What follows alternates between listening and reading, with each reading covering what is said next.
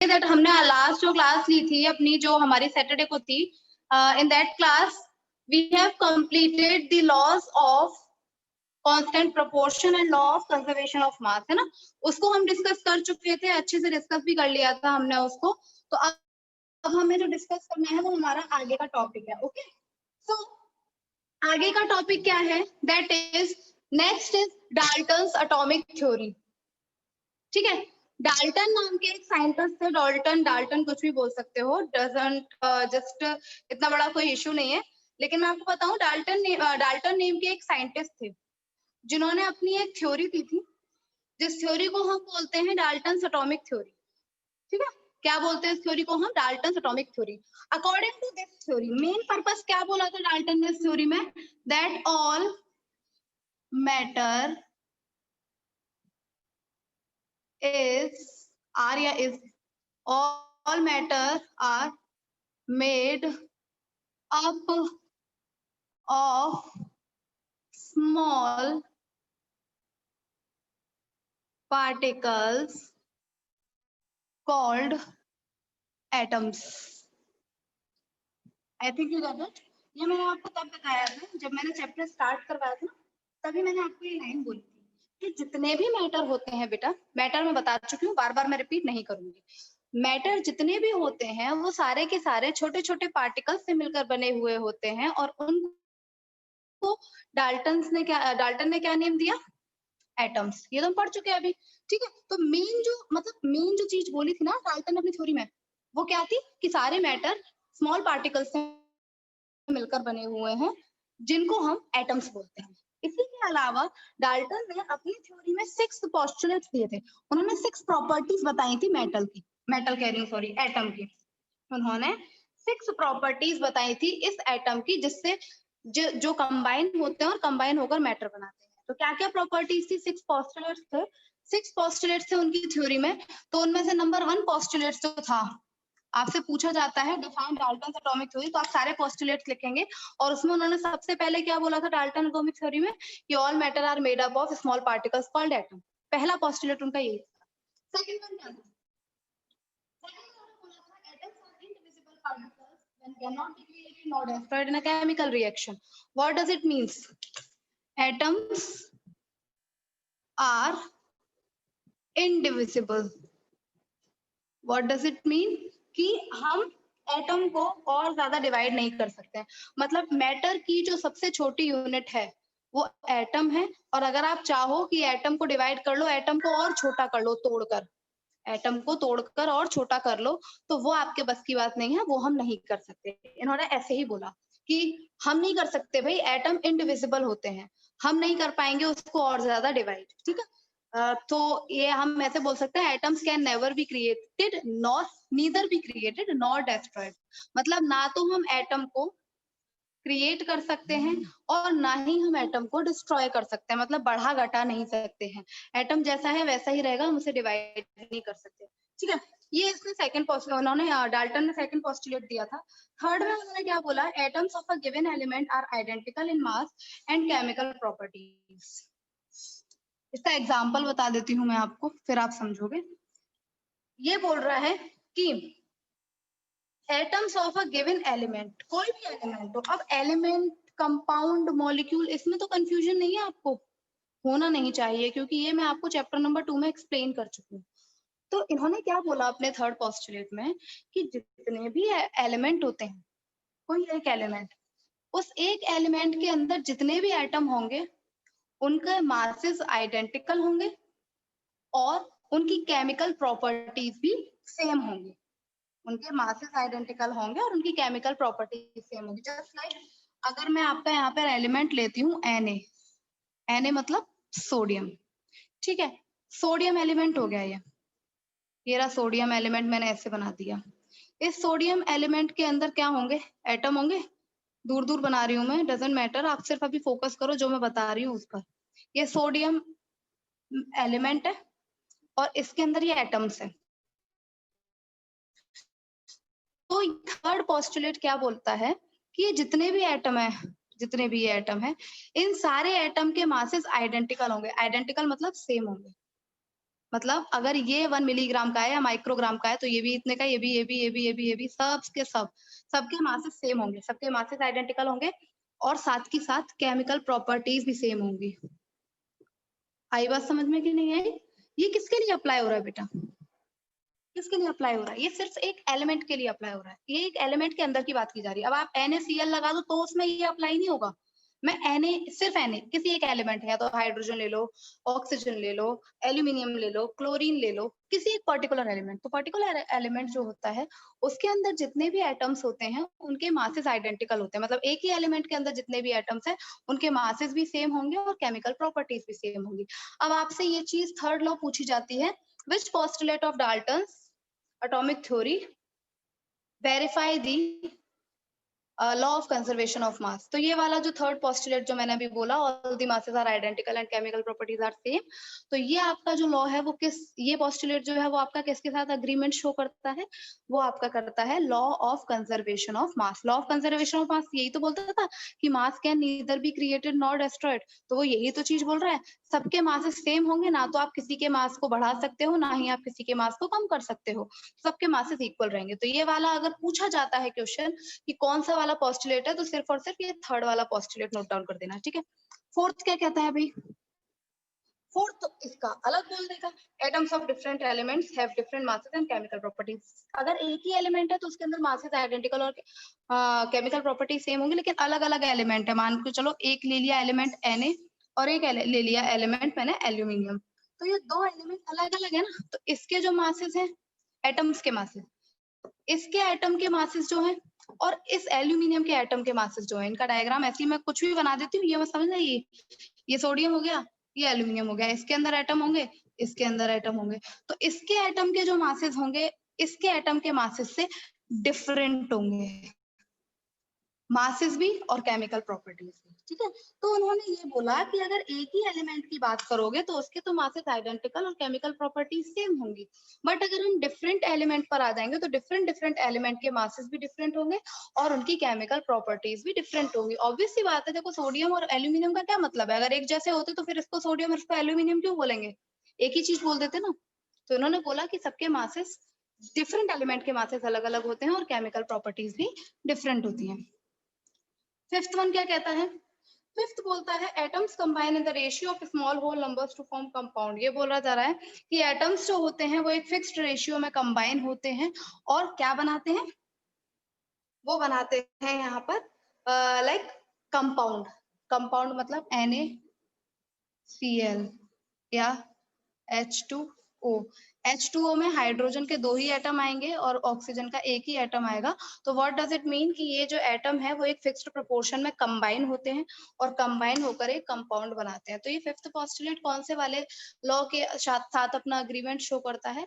तो law of constant proportion, ठीक है। वो यही तो बोलता था कि एटम्स जो होते हैं वो एक फिक्स्ड रेशियो में कंबाइन होते, 2 एटम वाली बात नहीं हो रही है यहाँ पर, ये 1:8 वाला है, 1:8। एटम एक फिक्स्ड रेशियो में कंबाइन होते हैं और कंबाइन होकर एक पर्टिकुलर कंपाउंड बनाते हैं। And this is the last property जो अभी मैंने यहाँ गलती से लिख दी थी, वो अब यहाँ आएगी। क्या बोला जा रहा है इसमें? The relative number in kinds of atoms are constant in a given compound. कोई कंपाउंड हो, ये तो हमने चैप्टर 2 में भी बताया था जब हमने कंपाउंड और मिक्सचर के बीच की डिफरेंस पढ़ी थी।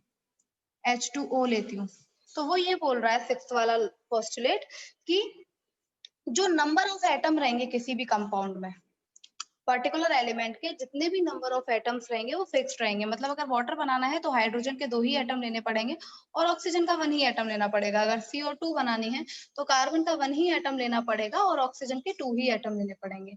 सिक्स्थ पोस्टुलेट सिंपल सी बात यही कह रहा है कि जो भी हम कंपाउंड बना रहे हैं उसके अंदर जो भी हमने एलिमेंट लिए हैं उनके नंबर ऑफ एटम्स क्या रहेंगे बेटा? उनके नंबर ऑफ एटम्स सेम रहेंगे हमेशा। नंबर ऑफ एटम्स क्या रहेंगे? कांस्टेंट रहेंगे। सेम नहीं बोल सकते, हम कांस्टेंट बोल सकते हैं। कांस्टेंट मतलब जो कभी चीज चेंज नहीं होती। अगर वाटर बनाना है तो हाइड्रोजन के 2 ही लेने पड़ेंगे एटम और ऑक्सीजन के 1 एटम लेना पड़ेगा। तो आपको आई थिंक ये 6 पोस्टुलेट समझ में आ गया होगा। एक बार आप और पढ़ोगे तो आई थिंक आपको और क्लियर होगा। वैसे पढ़ने की जरूरत नहीं है, मैंने ऐसी कोई नई चीज बताई नहीं है। सिर्फ इन चीजों को ध्यान रखो कि जो डाल्टन थे उन्होंने क्या चीजें बोली थी अपनी जो पोस्टुलेट दी थी अपनी थ्योरी में, वो क्या क्या थे। तो ये पोस्टुलेट थे, बट मेन चीज ये याद रखना कि अगर पूछा जाए कि कौन सा वाला लॉ ऑफ कांस्टेंट प्रोपोर्शन के साथ अग्रीमेंट शो करता है, तो फिफ्थ वाला, और लॉ ऑफ कंजर्वेशन ऑफ मास के साथ कौन सा, तो थर्ड वाला पोस्टुलेट आप नोट डाउन कर देंगे। ठीक है, क्या समझ में आ रही है? कुछ भी चीज टफ नहीं होती है, टफ हम खुद बना लेते हैं, है ना। आप लोगों को आदत हमेशा से ये रही है कि मैम सारे चैप्टर करा देंगे, उसके बाद हमने ट्रू फॉल्स कर लेने हैं और टिक द करेक्ट कर लेना है। वो आदत अभी भी बहुत सारे बच्चों के अंदर है, तो उसे लीव करो। 9th से ही ये आदत डालो कि जितना पढ़ाया जाता है ना क्लास में, चाहे आपको क्लास में 2 लाइन ही क्यों ना पढ़ाई गई हो, उन 2 लाइन को भी साथ के साथ रिवाइज कर लो। अगर आप नहीं करोगे ना बेटा, तो 10th में 11th में बहुत परेशानी आ जाएगी, फिर आप इकट्ठा नहीं कर पाओगे, कैसे भी नहीं कर पाओगे, और 11th में तो कैसे भी नहीं कर पाओगे, मैं इसकी श्योरिटी देती हूँ आपको। ठीक है, अगर आप अभी से ये आदत डाल लो कि अगर स्कूल में या कहीं भी आप पढ़ते हो, किसी भी स्कूल में पढ़ते हो, जितना आपको मैं साइंस की बात कर रही हूँ, बाकी सब्जेक्ट की मैं कुछ नहीं बोल सकती हूँ, मैं साइंस की बता रही हूँ कि जितना आपको मैं पढ़ाती हूँ ना, भले मैं 2 लाइन्स पढ़ाऊं, ठीक है, मैं 2 लाइन पढ़ा रही हूँ, लेकिन उस 2 लाइन को मेरे पढ़ाने के बाद रिवाइज करो। ठीक है, कभी नहीं भूलोगे किसी चीज को। सिलेबस कवर करने में कभी परेशानी नहीं होगी। सिलेबस कवर करने में तो परेशानी होती है जब हम क्लास को ड्रॉप कर देते हैं, बीच में हमने क्लास ड्रॉप की, अब वो हमें खुद से पढ़ना है। ठीक है, मानना आप लोग ट्यूशन पढ़ रहे हो, ये सब पढ़ रहे हो, बहुत फर्क पड़ता है बेटा। एक ट्यूशन टीचर जो पढ़ाते हैं, उस चीज को टीचर भी पढ़ाते हैं, ठीक है ना, तो वो रिवाइज होती है चीजें। ट्यूशन वगैरह ठीक है, अच्छी बात है, लेकिन समझो क्या है ये, जितना पढ़ाया जा रहा है उसे रिवाइज करने की आदत डाल लो अभी से। बहुत बच्चों के अंदर नहीं है, मैंने ऑब्जर्व किया ये चीज, और नहीं रहेगी तो आपके लिए बहुत परेशानियां खड़ी हो जाएंगी। ठीक है, सो याद रखना मेरे इस चीज को। अब आगे हम क्या डिस्कस करेंगे, आगे आपको टॉपिक जो है वो है आपका एटम। तो एटम को क्या बोलूं मैं, जैसे आपने सेल्स के लिए बोला था भाई, माइक किसने ऑन किया है?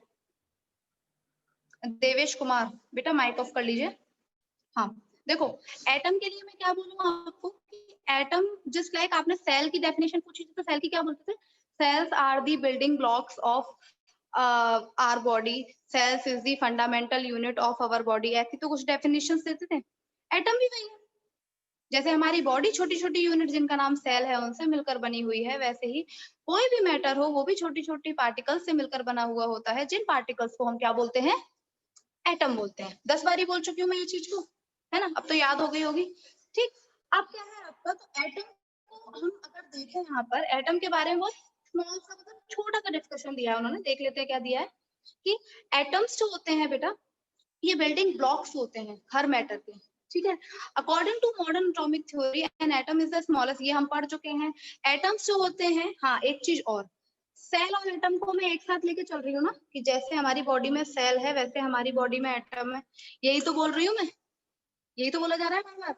लेकिन सेल जो होती है, you can see the cell with the help of microscope, आप सेल को माइक्रोस्कोप से देख सकते हो, कोई परेशानी नहीं है। बट जो एटम होते हैं ना, उनको आप माइक्रोस्कोप से भी नहीं देख सकते हो। ठीक है, ये याद रखना। उनको देखने के लिए बहुत ज्यादा आइडियाज, बहुत ज्यादा चीजें, बहुत ज्यादा, जिन्होंने भाई इलेक्ट्रॉन प्रोटॉन न्यूट्रॉन डिस्कवर किए है ना भाई, वो बहुत ही अलग ही लेवल का उनका साइंस रहा है, अलग ही लेवल से उन्होंने जो मतलब माइक्रोस्कोप, या माइक्रोस्कोप से देख नहीं सकते हम एटम को, तो एटम के अंदर क्या देख पाएंगे। ठीक है, तो उन्होंने जो यूज किया थ्योरीज वो बहुत अच्छी बात है, बट अभी 9th के लिए आप ये याद रखो, वो सब चीजें बाद में आएंगी आपकी क्लास के, कि हम एटम को माइक्रोस्कोप से भी नहीं देख सकते हैं। और ये चीज को ध्यान रखा करो कि मैं क्या बोल रही हूँ, ये हमें 9th में पढ़ना है, ये हमें 9th में पढ़ना है। 10 बारी बोल चुकी हूँ कि ये हमारा 9th का है, और पेपर देते हो तो पेपर में आंसर लिखते हो 11th का, तो नंबर तो नहीं मिलेंगे। ठीक है, याद रखो इस चीज का। 11th का आंसर आप कैसे दे सकते हो? 8th के भी कुछ बच्चे हैं जिन्होंने, अगर मैंने पूछ लिया व्हाट इज लाइक, हाँ उनकी में क्वेश्चन था व्हाट इज डिफाइन रेस्ट, तो वो वहां पर क्या बोल रहे हैं? वेलोसिटी को इंट्रोड्यूस कर रहे हैं। आप लोगों ने 8th क्लास में वेलोसिटी पढ़ी थी क्या?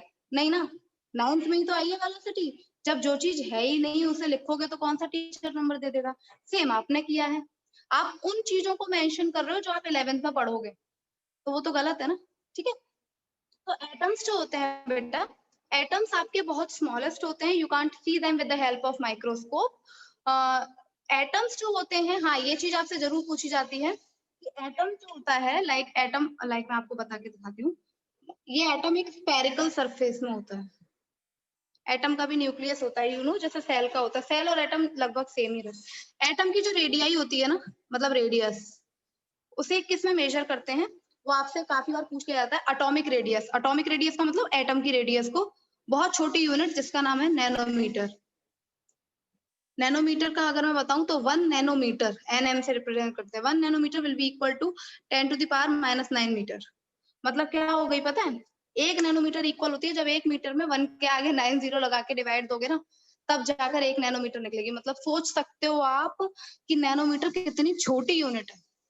1 मीटर में भी आपको इतने का डिवाइड देना पड़ेगा, 0.00000 कितना आएगा भाई, बहुत ज्यादा। तो याद रखिए जो एटॉमिक रेडियस होती है, एटॉमिक रेडियस मतलब एटम की रेडियस, समझ गए। एटॉमिक रेडियस को कौन सी यूनिट में मेजर करते हैं बेटा, नैनोमीटर। इट्स नॉट जस्ट ऐसा यूनिट, हम मेजर किस क्वांटिटी में करते हैं, मीटर में नहीं कर सकते, बहुत छोटी होती है। तो हम इसे करते हैं किस में बेटा, नैनोमीटर में। 1 nanometre will be equal to 10⁻⁹ metre. ये आप याद रखें। आपको देखो दिया हुआ है टेबल यहाँ पर, एटम ऑफ हाइड्रोजन सबकी रेडियस दी हुई है। रेडियाई का मतलब कंफ्यूज मत होना, रेडियस मतलब किसी एक एटम की बात होगी तो रेडियस बोलेंगे, और यहाँ पर बहुत सारे एटम, हाइड्रोजन का भी है, वाटर का भी है, haemoglobin, grain of sand, ant, apple, ये सब दिए है ना। तो इनको रेडियाई इसलिए कहा गया, प्लूरल फॉर्म है रेडियाई, ठीक है। एक से ज्यादा एटम्स है, उनकी रेडियस ज्यादा हो गई ना, तो वो क्या हो गई, रेडियाई हो गई। ये तो पढ़ चुके होगे, आपका मैथ में भी आया होगा, रेडियाई मतलब रेडियस की प्लूरल फॉर्म। ओके, नाउ अब आगे आपको क्या दिया है इसमें, what are the modern day symbols of atoms of different element. देखो अब मैं आपको बताऊं, मॉडर्न डे सिंबल्स तो हम बाद में आएंगे। हम बोलते हैं हाइड्रोजन को H से बोलते हैं, हम ऑक्सीजन को O से रिप्रेजेंट करते हैं, कार्बन को C से रिप्रेजेंट करते हैं, नाइट्रोजन को N से रिप्रेजेंट करते हैं ना। वो टेबल दी हुई है, वो वहां पे याद करोगे आप। ये अब करने लगे हैं हम, है ना। ये थ्योरी बहुत बाद में आई है। सबसे पहले ये एटम्स के सिंबल है, क्या सिंबल है, हाइड्रोजन को H से, ऑक्सीजन को O से, सोडियम को Na से, क्लोरीन को Cl से। ये सिंबल है जिनसे हम एलिमेंट को रिप्रेजेंट करते हैं। पर आज से सबसे पहले जो सिंबल दिए गए, सबसे पहले एलिमेंट के लिए जो सिंबल दिए गए, वो इस फॉर्म में तो बिल्कुल नहीं दिए गए थे बेटा। उन्होंने ऐसे ही बोला था कि सोडियम को Na से लेना है, क्लोरीन को Cl से लेना है, व्हाटएवर इट इज। उन्होंने इस चीज को नहीं दिया था। सबसे पहले तो आपको ये पता होना चाहिए कि उन साइंटिस्ट का नाम क्या था जिन्होंने सबसे पहले एलिमेंट्स को सिंबलाइज किया। तो नाम याद रखना, उनका नाम था, अभी अभी जिनका पढ़ रहे थे हम, Dalton. Dalton was the first scientist who symbolized the element, ठीक है। एलिमेंट जितने भी थे उनको सिंबलाइज करने की रिस्पॉन्सिबिलिटी सबसे पहले किसने ली, किसने सिंबलाइज किया, वो डाल्टन थे। लेकिन उन्होंने ऐसे नहीं किया था, उन्होंने कुछ सिंबल बनाए थे, ठीक है। उन्होंने सिंबल बनाए थे, जो सिंबल मैंने आपको बना के दिए हुए हैं, देखो मैंने कैसे बना के दिए हैं, उसमें भी दिया हुआ है एनसीईआरटी में, देखो दिया है हाइड्रोजन के लिए phosphorus, copper, gold, page number 33 पर। उन्होंने ऐसे सिंबल बना के दिए थे, but they are not so beneficial for us. फिर बाद में एक साइंटिस्ट आए जिनका नाम था बर्जिलस। बर्जिलस ने क्या बोला कि भाई ये सब समझ नहीं आ रहा हमको, हम ऐसे सिंबल कैसे याद करेंगे। हम एक कॉन्सेप्ट लेते हैं कि जो एलिमेंट जिस लेटर से स्टार्ट होता है उस लेटर को उसका सिंबल बना देते हैं, और अगर कोई भी ऐसे 2 या 3 एलिमेंट हैं जो सेम लेटर से स्टार्ट होते हैं, तो उनके लिए हम क्या करते हैं कि स्टार्टिंग के 2 लेटर ले लेते हैं। जैसे मान के चलो मैंने बोला आपको कार्बन, तो बर्जिलस ने बोला कि ये किससे स्टार्ट होता है, सी से, तो सी ले लो, ठीक है। मैग्नीशियम नहीं, और इजी लेते हैं, एल्यूमिनियम नहीं, वो भी आ जाएगा। और कौन सा ले सकती हूँ मैं इसमें, हाइड्रोजन जो है वो किससे स्टार्ट होता है, वो आपका H से स्टार्ट होता है, तो उन्होंने बोला इसका सिंबल H दे दो। मतलब उन्होंने बोला कि जो भी एलिमेंट जिस लेटर से स्टार्ट होता है उसका फर्स्ट नंबर उसका सिंबल दे दो।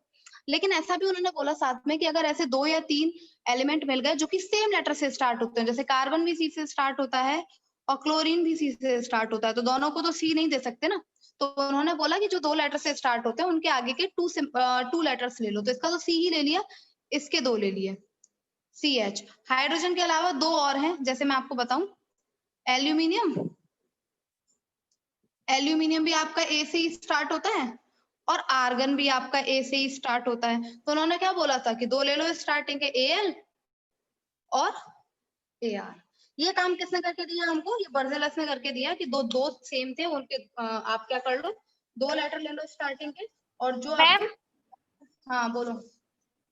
मैम क्लोरीन का CH होता है, CH नहीं होता। आई एम जस्ट सॉरी, मेरे को याद नहीं रहा, Cl होता है। Chlorine is just like another case, क्योंकि अभी वो आगे हम पढ़ेंगे IUPAC ने, मुझे सच में दिमाग में याद ही नहीं रहा, thank you so much. Cl, ठीक है, जबकि मैंने यहाँ Cl लिखा हुआ है, कंफ्यूजन हो जाता है लिखते लिखते। तो Cl जो है वो क्लोरीन का हुआ। अब और मैं कार्बन जैसे और भी तो बहुत एग्जांपल होते हैं जो C से स्टार्ट होता है। हाँ, कैल्शियम, कैल्शियम भी C से, कार्बन भी C से, तो कैल्शियम का Ca होता है, ठीक है, कैल्शियम का क्या होता है, Ca होता है। तो इन्होंने इस तरीके से डिवाइड किया हमको।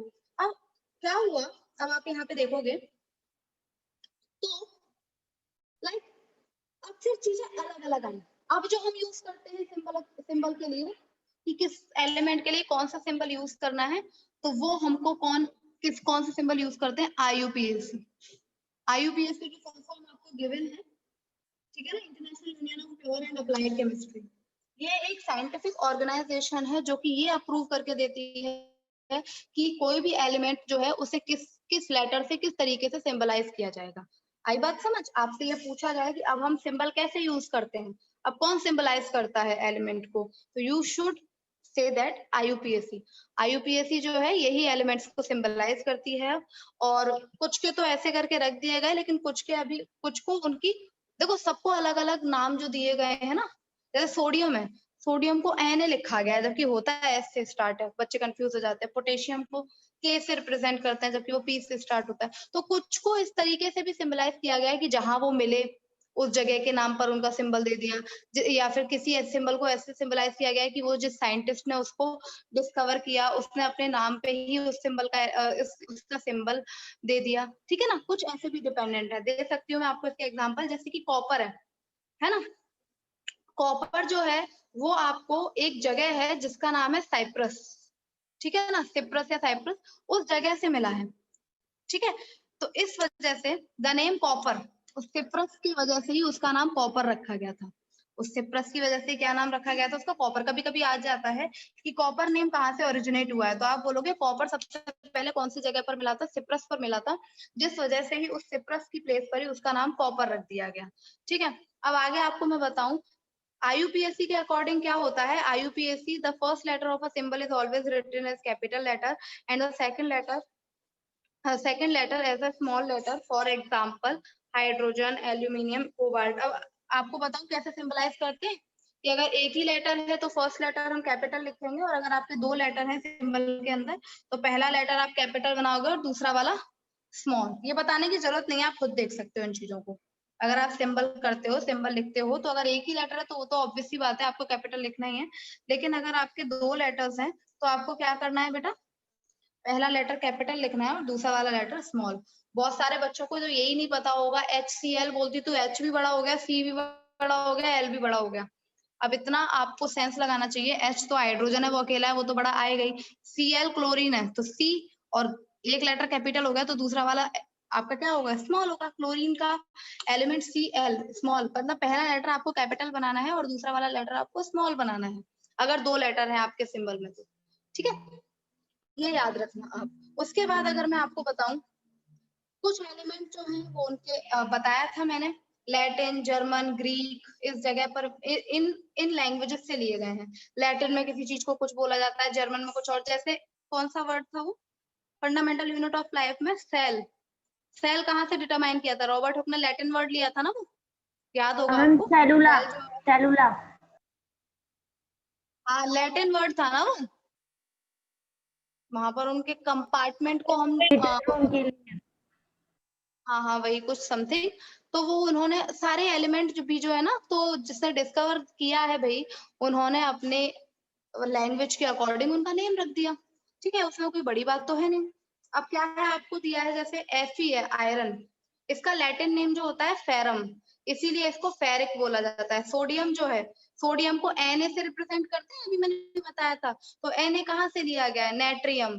पोटेशियम को किससे रिप्रेजेंट करते हैं, K से, तो K क्या है, कैलियम। लैटिन ग्रीक वगैरह में नेट्रियम बोला गया होगा सोडियम को, तो उसका सिंबल Na दे दिया। पोटेशियम को कैलियम बोला गया था तो उसका सिंबल K दे दिया, ठीक है। तो कुछ के इन्हीं पर डिपेंड करते हैं, लैटिन वर्ड आ गए या ग्रीक वर्ड आ गए, तो इन सब के बेस पे भी उन्हें सिंबलाइज किया गया है। लेकिन अब जो हम सिंबलाइजेशन की रिस्पॉन्सिबिलिटी है कि अब एलिमेंट कैसे सिंबलाइज किए जाएंगे, कौन सिंबल की रिस्पॉन्सिबिलिटी लेगा? आईयूपीएसी। आईयूपीएसी के बेसिस पर लिया जाएगा। एक चीज याद रखिए, आपको बता दूं मैं, इस टेबल को ना बहुत अच्छे से लर्न कर लेना जो पेज नंबर 34 पर दी हुई है, ठीक है? क्योंकि बहुत सारे बच्चे हैं जिनको यही नहीं पता कि कौन से एलिमेंट को किस चीज से रिप्रेजेंट करते हैं। तो प्लीज इस टेबल को अच्छे से, बहुत अच्छे तरीके से लर्न कर लीजिएगा, ठीक है ना? आप लर्न नहीं करेंगे तो आप एक बेसिक प्रॉपर्टी मिस करेंगे उसकी, जो कि आपके लिए अच्छी बात नहीं है। मैं आपसे पूछूं कि क्या है ये चीज और आपका आंसर हो मैं पता ही नहीं है, तो ये मुझे बिल्कुल भी पसंद नहीं है, ठीक है? कि आपको 9th क्लास में आने के बाद भी एलिमेंट के सिंबल नहीं पता, ठीक है? अब सुनिए बात को। अब आपका टॉपिक जो आया है बड़ा सही सा और न्यूमेरिकल बेस्ड आया है टॉपिक, जिसका नाम है एटॉमिक मास। कोई बता सकता है मुझे कि एटॉमिक मास क्या होते हैं? एटॉमिक मास को पढ़े ही होंगे भाई, थोड़ा बहुत तो आइडिया होना चाहिए एटॉमिक मास का। चलो भाई हैंड रेज करो, और बच्चे भी करो। ठीक है, चलिए। मुझे रितिका का बस हैंड रेज दिखा है, और किसी को नहीं पता कि एटॉमिक मास क्या होता है? मैम पूछा क्या है आपने? मैंने सिर्फ पूछा है कि what is atomic mass of an element, इतना सा बस पूछा है, और उसके अलावा मैंने कुछ पूछा ही नहीं है। I am just asking that what is atomic mass of an element. और सिंपल सा टॉपिक है ये। बताइए इसका आंसर। विशाल आप बताओ। Ma'am the actual mass of atoms of elements. Very good, correct answer. Atomic mass क्या होता है? एटॉमिक मास का मतलब बिल्कुल सेम ही है। कोई भी एलिमेंट हो उसके अंदर जो एटम है, उन एटम का जो टोटल मास होता है वही उसका एटॉमिक मास होता है। अगर मैं आपको प्रॉपर डेफिनेशन दूं इसकी, तो क्या बोलूंगी? The mass of an atom of element, किसी भी एलिमेंट के एटम का जो मास होगा एक का, उसी को हम क्या बोलेंगे? उसका एटॉमिक मास बोलेंगे। क्लियर? आई बात समझ में? इसको कार्बन 12 से भी डिनोट करते हैं कि quantity of mass equal to 1/12 of mass of an atom of carbon 12, है ना? तो क्वांटिटी ऑफ मास, कितना मास है, वो डिपेंड करती है 1/12 ऑफ 1/12 ऑफ किसका लेते हैं भाई? मास of atom of carbon, mass of atom of carbon. ये चैप्टर बहुत अच्छा है, पता है? न्यूमेरिकल बहुत अच्छे से आएंगे इसमें, करने में भी अच्छा लगेगा, ठीक है?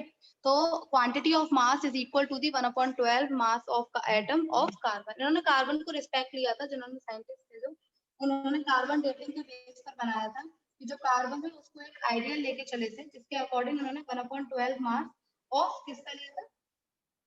एटम ऑफ कार्बन, है ना? तो अब यहाँ पर सिंपल है, इतना बड़ा कोई टॉपिक नहीं है ये एटॉमिक मास। एटॉमिक मास में सिंपली आपको ये याद रखना है कि एटॉमिक मास होता क्या है। किसी भी एलिमेंट के एटम जो है उसका जो मास होगा वो ही उसका एटॉमिक मास होगा, ठीक है? अब एक चीज याद रखनी है, जो जो मेन चीजें हैं मैं सिर्फ वही बता रही हूँ कि एटॉमिक मास जो है उसके आगे यूनिट क्या लगाते हो आप? जैसे कोई मीटर में होता है, कोई केजी में होता है, तो एटॉमिक मास को आप लिखते हो क्या? You, small you. टेबल, हाँ, पेज नंबर 35 पर यू। तो इसको आप स्मॉल यू से रिप्रेजेंट करते हो। किसी का भी एटॉमिक मास लिखोगे तो उसके आगे यू लगाना मत भूल जाना। जैसे टेबल में हाइड्रोजन का 1 यू, कार्बन का 12 यू, नाइट्रोजन का 14 यू, याद कर लेना इनको। वैसे तो आपको एटॉमिक मासेस दिए होते हैं पेपर में, लेकिन आपको एटॉमिक नंबर कभी नहीं दिए होंगे, वो ज्यादा इंपॉर्टेंट है। तो एटॉमिक मासेस जो होते हैं वो आपको नॉर्मली पेपर में दिए होते हैं, but you should just learn them ना। आप इतनी सी भी टेबल लर्न नहीं कर पाओगे क्या? कर लोगे। तो याद रखना आप, एटॉमिक मास जो होता है उसकी यूनिट जो होती है उसको जो आगे मेजर किया जाता है वो यू में किया जाता है। यू मतलब AMU, एस्ट्रोनॉमिकल मास यूनिट बोलते हैं, ऐसे किसी मुझे याद नहीं है। हाँ, कुछ ऐसे ही होता है यू जो होता है। हाँ, यू से रिप्रेजेंट करते हैं, यूनिफाइड मास होता है। और AMU जो होता है, AMU को शायद एस्ट्रोनॉमिकल मास यूनिट कुछ ऐसे ही बोला जाता है, मुझे याद नहीं है। AMU या यू बोल सकते हो। तो इसका मतलब होता है 1/12 मल्टीप्लाई मास ऑफ कार्बन 12। बता देती हूँ, यू से रिप्रेजेंट करते हैं, और 1 यू कितने के इक्वल होता है? 1/12 into mass of atom, mass of क्या था? मास of an atom of carbon 12, ठीक है? कार्बन 12 को आइडल लेके किया था, इसलिए बता रही हूँ मैं। 1U इज इक्वल टू होगा 1/12, ये क्वेश्चन भी आ सकता है। 1U कितने के इक्वल होता है? 1/12 into mass of atom of carbon 12, ठीक है। वैल्यू जो होती है 1U की वो कितनी होती है? 1.66 समथिंग होती है ना। 1.66 into 10 to the power -27 kg, ये क्या है? ये इसका मास है, mass of carbon atom into 1/12। तो 1U कितने केजी के इक्वल होता है, ये याद रखना, ठीक है। 1U इतने केजी के इक्वल होता है। न्यूमेरिकल में पूछा जाए तो आंसर कर देना, आई बात समझ। 1U एक तो इसके इक्वल होता है 1/12 into mass of an atom of carbon 12। तो 1U अब इसका रखा है, इसको सॉल्व किया तो ये आया 1.66 into 10 to the power -27 kg। तो 1U is equal to this one, ठीक है, ये याद रखना।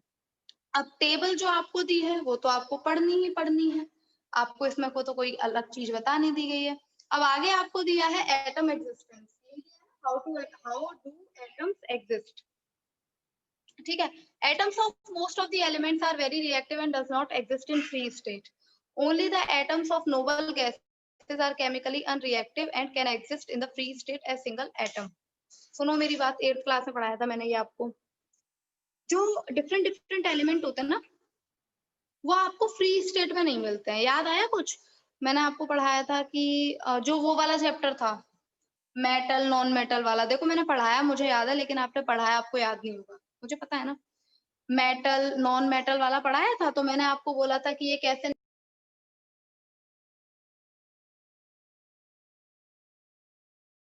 बताया था, ये जमीन के नीचे से निकाले जाते हैं, उन्हीं को बोला जाता है। अब सुनो मेरी बात, क्या बोल रही हूँ मैं यहाँ पे आपको कि लाइक जो आपके एटम होते हैं उनमें जो अदर एलिमेंट है वो आपको फ्री स्टेट में नहीं मिलेंगे। जैसे सोडियम है, अगर जमीन के नीचे से निकलेगा तो अकेला सोडियम ऐसे निकलता हुआ नहीं आएगा, आग लग जाएगी ऊपर निकलते ही, भाई कैसे पकड़ोगे उसको, बहुत रिएक्टिव होता है। तो जितने भी एलिमेंट होते हैं बेटा वो बहुत ज्यादा रिएक्टिव होते हैं, तो आपको वो फ्री स्टेट में नहीं मिलते। फ्री स्टेट में तो सिंगल अकेले, जैसे सोडियम अकेला नहीं मिलेगा, मैग्नीशियम है वो भी अकेला नहीं, ये आपको कैसे मिलते हैं? मिक्स्ड फॉर्म में, कंबाइंड फॉर्म में मिलते हैं, मतलब ये किसी और के साथ मिक्स होंगे। अगर सोडियम मिलेगा आपको जमीन के नीचे से तो सोडियम ऑक्साइड मिलेगा, मतलब उसके साथ ऑक्साइड ऑक्सीजन मिक्स है। आ रही है बात समझ में? नहीं आ रही है? जितने भी एलिमेंट होते हैं आपके वो बहुत ज्यादा रिएक्टिव होते हैं दूसरी चीजों के साथ, तो वो आपको फ्री स्टेट में नहीं मिलते हैं, वो आपको कंबाइंड फॉर्म में मिलते हैं, किसी और एलिमेंट के साथ मिक्स्ड किए हुए मिलते हैं। अगर वो फ्री मिल गए तो वो इतने ज्यादा रिएक्टिव होते हैं, कुछ भी हो सकता है, ठीक है। सिर्फ कुछ ही ऐसे होते हैं जो आपको फ्री स्टेट में मिलते हैं, क्योंकि वो जरा भी रिएक्टिव नहीं होते, अनरिएक्टिव होते हैं, और उनको क्या बोला जाता है? उनको बोला जाता है नोबल गैसेस, या फिर इन्हीं को बोलते हैं इनर्ट गैसेस, ठीक है। आई बात समझ की नहीं आई? अभी मैं आपको ये भी बताऊंगी कि ये क्यों होते हैं जब हम वैलेंसी पढ़ेंगे तब, लेकिन अभी सिंपल इतना समझो, बाकी के सारे जो एलिमेंट होते हैं वो आपको फ्री स्टेट में नहीं मिलते, जस्ट बिकॉज ऑफ दिस वो बहुत ज्यादा रिएक्टिव होते हैं। रिएक्ट कर लेंगे ऑक्सीजन के साथ तो वो जल सकता है, कुछ भी हो सकता है, ठीक है। लेकिन जो नोबल गैसेस होती हैं या जिन्हें हम इनर्ट गैसेस बोलते हैं, ये आपको फ्री स्टेट में मिलती हैं। क्यों? क्योंकि ये क्या होती है? इनर्ट का मतलब होता है सिंपली अनरिएक्टिव। क्या होती है? ये रिएक्टिव ही नहीं होती, किसी के साथ रिएक्ट नहीं करती, ठीक है। आई बात समझ नहीं आई? किसी के साथ रिएक्ट नहीं करती, कहीं भी डाल दो। अब बल्ब होता है, इलेक्ट्रिक बल्ब, उसके अंदर आर्गन नियॉन फिल होती हैं, आर्गन नियॉन नोबल गैसेस हैं। क्या कुछ फर्क पड़ता है उनसे बल्ब के अंदर? बताओ, कोई फर्क है उनका? कोई यूज है? बताओ जरा मुझे, कोई यूज नहीं है उनका, वो अनरिएक्टिव है। बल्ब के अंदर किसी भी तरीके का हार्म नहीं करेंगे वो, बल्ब के अंदर कोई गैस प्रेजेंट होनी चाहिए, ये जरूरी है, इसलिए अनरिएक्टिव गैसेस को डाला गया है, क्योंकि they do not react with any other element. ये अनरिएक्टिव होती है, क्यों होती है वो वैलेंसी में पता पड़ जाएगा, ठीक है। तो याद रखना, पूछा जा सकता है आपसे give any two noble gases, तो आप हीलियम होता है, मैं बताती हूँ कौन कौन सी होती है। हीलियम होती है, आर्गन, नियॉन, क्रिप्टॉन, यही तो होती है, ये सारी नोबल गैसेस होती हैं, इनको याद कर लो। ये अनरिएक्टिव होती हैं, फ्री स्टेट में मिलती है, किसी के साथ रिएक्शन परफॉर्म नहीं करती है, ठीक है। अब हमारा जो एटम एग्जिस्टेंस है, मॉलिक्यूल्स है, एटॉमिसिटी है, इसको हम अभी डिस्कस नहीं कर सकते हैं, क्योंकि क्लास विद इन अ 1